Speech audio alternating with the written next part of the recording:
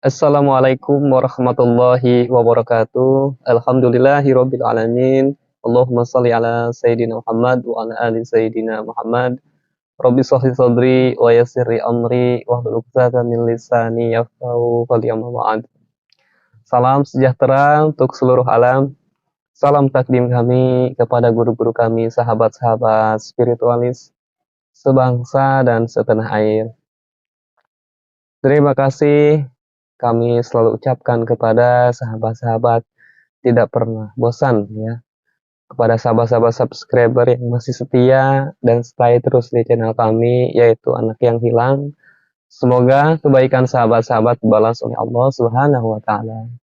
Dan semoga sahabat-sahabat semua selalu dilimpahkan rezeki, keberkahan hidup, sehat lahir, sehat batin, serta selalu dalam perlindungan Sang Maha Pencipta dimanapun sahabat-sahabat berada. Amin. Amin ya robbal alamin.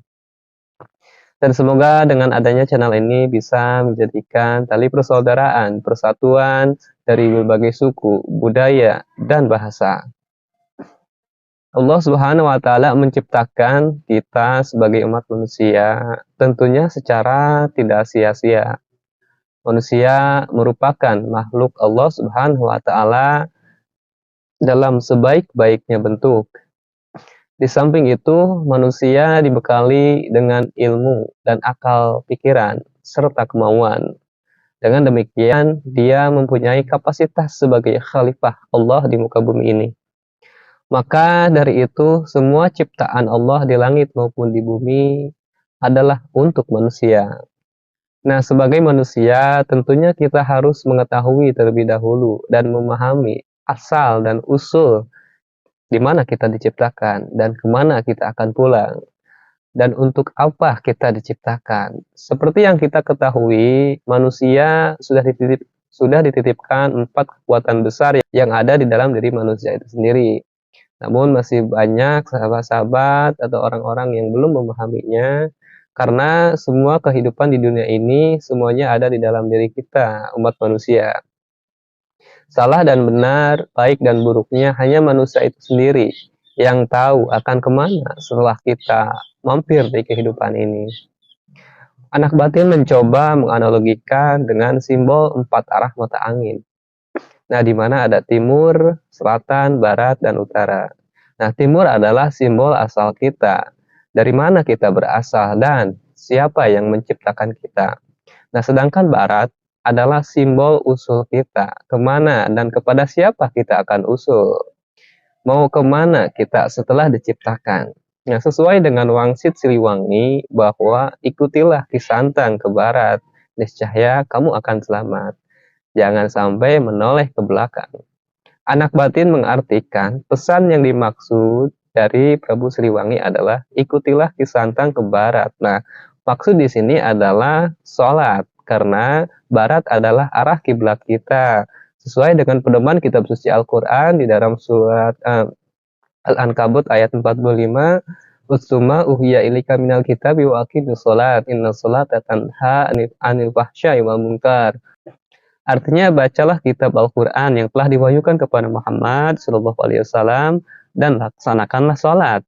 Sesungguhnya sholat itu mencegah dari perbuatan keji dan mungkar. Dan ketahuilah, mengingat Allah Subhanahu wa taala di dalam sholat itu lebih besar keutamaannya dari ibadah yang lain. Allah mengetahui apa yang kamu kerjakan. Ada 2 hikmah yang dikandung di dalam sholat tersebut. Di dalam surat Al-Ankabut ayat 45, menurut ahli tafsir yaitu Ibnu Katsir, hikmah tersebut yakni dapat mencegah dari perbuatan keji dan mungkar. Dan juga sholat itu mengandung 2 hikmah, yaitu dapat mencegah diri dari perbuatan keji dan perbuatan munkar.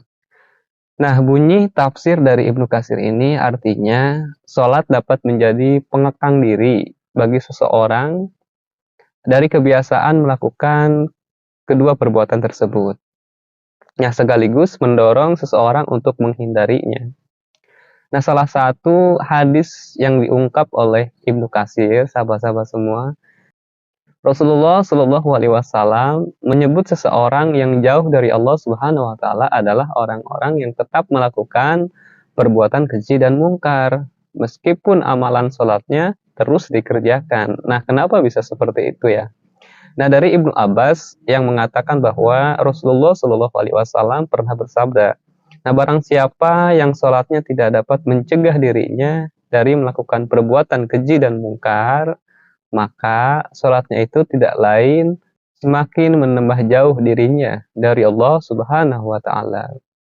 Nah, pernahkah sahabat-sahabat merasakan, padahal kita telah melaksanakan kewajiban yang namanya sholat 5 waktu atau sembahyang 5 waktu. Namun di sini kita masih mempunyai perasaan masih jauh dengan Allah Subhanahu wa Ta'ala. Nah, anak batin meneruskan penjelasannya kepada kami. Ya, jika di dalam hati kita masih ada rasa gelisah, kemudian menuruti keinginan hawa nafsu duniawi yang menggebu-gebu, kemudian melakukan kezaliman, maksiat, dan lain-lain. Nah, berarti manusia tersebut masih lebih cenderung ke simbol yang ketiga, yaitu selatan. Nah, di mana simbol selatan ini adalah ratu. Simbol selatan adalah harta, tahta, wanita. Nah, makanya Nyi Roro Kidul identik dengan ratu laut pantai selatan, yaitu adalah Nyi Ratu. Nah, artinya jika di dalam diri manusianya masih cenderung dengan urusan-urusan duniawi, maka sudah dipastikan dirinya akan semakin jauh dengan Allah Subhanahu wa Ta'ala. Karena urusan duniawi bisa menjadi penghambat kita untuk dekat dengan Sang Maha Pencipta. Apakah salah jika kita mencari harta, mengejar pangkat, jabatan, kedudukan, dan lain-lain? Tentunya tidak, ya. Tentunya tidak salah, namun kami di sini tegaskan, kami di sini garis bawahi, jadi jangan sampai kita terlena dan dikendalikan oleh hawa nafsu dunia yang nikmatnya hanya sesaat. Apalagi mencintai dunia, sehingga cintanya kepada Sang Maha Pencipta diabaikan. Nah, semua itu hanyalah fasilitas atau kendaraan kita sebagai umat manusia di dunia. Nah, terserah kita mau dibawa kemana fasilitas tersebut, mau dibawa ke Bandung atau ke Jakarta, itu misalkan. Nah, mau dibawa ke surga atau ke neraka. Jawabannya ada di dalam diri kita sendiri. Karena kita diberikan hati dan akal pikiran yang bisa membedakan mana yang benar dan mana yang salah. Allah menciptakan surga untuk semua umat manusia. Nah, tapi di sini ada ilah atau kecuali mereka yang tidak mau. Nah, makanya Allah menciptakan neraka bagi manusia-manusia yang tidak mau masuk surga. Kemudian anak batin meneruskan simbol selanjutnya adalah utara. Nah, di mana simbol utara ini adalah simbol manusia akan kembali, yaitu dengan adanya kematian. Nah, ini sifatnya itu adalah pasti. Itu adalah warisan yang sebenarnya, warisan kematian dari zaman nenek moyang kita Nabi Adam sampai kepada kita. Nah, kita akan mendapatkan warisan tersebut. Nah, di sanalah amal perbuatan kita nanti akan dipertanggungjawabkan selama hidup di dunia. Nah, semua amal, baik itu amal baik maupun amal buruk, akan diperhitungkan. Jadi surga atau neraka itu pilihan. Dan selama kita masih hidup di dunia yang fana ini, nah disinilah tempat kita untuk menentukan kemana arah tujuan kita setelah mendapatkan warisan yang namanya kematian. Jadilah pancer. Nah, pancer di sini adalah pengendali. Jangan sampai kita yang kendalikan. Tentukan arah tujuan kita dimulai saat ini, selagi napas dan detak jantung kita masih bersatu dengan jasad ini. Melangkahlah ke barat, ikutilah ke santang, maka Anda akan selamat.